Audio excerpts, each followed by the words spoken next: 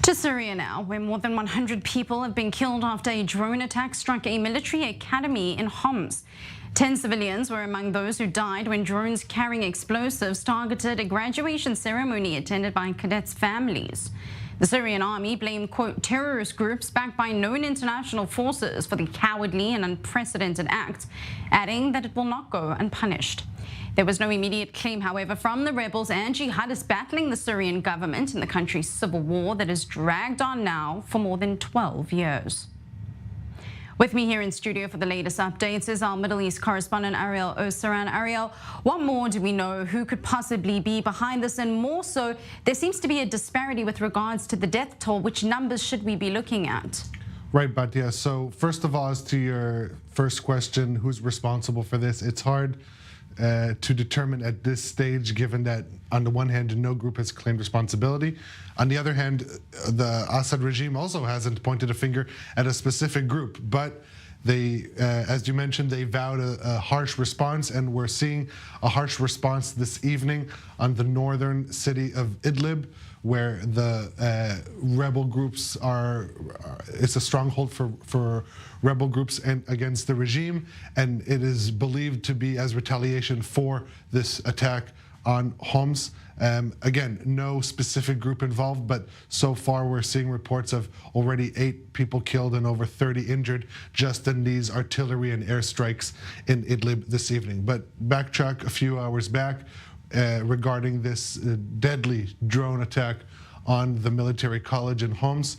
According to official numbers, we're talking about 80 casualties, 80 people killed, but the Syrian Observatory for Human Rights is placing this number a lot higher, with passing over 100. Regardless, this is an astronomical number of casualties for an incident like this, and given the severity of this incident, the Assad regime has announced 3 days of mourning beginning tomorrow, but it appears that already retaliation has been taken, whether it's against the perpetrators of this attack or not.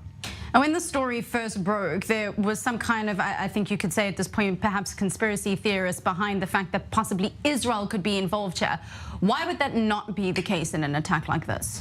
Well, first of all, it's not one of your typical targets that Israel usually strikes.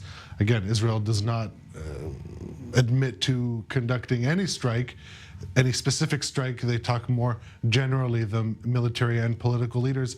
But if we look at the targets that Israel does strike, at least according to foreign sources, we're talking about Iranian infrastructure or Syrian military anti-aircraft systems, aerial defense systems, stuff like that. To attack a military college on the day of a graduation of officers, cadets with their families in attendance, this is not your typical Israeli target.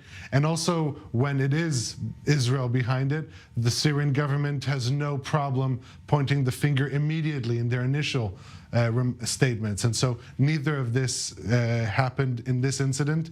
And so I think that's why very quickly Israel's name was dropped off the list of potential perpetrators.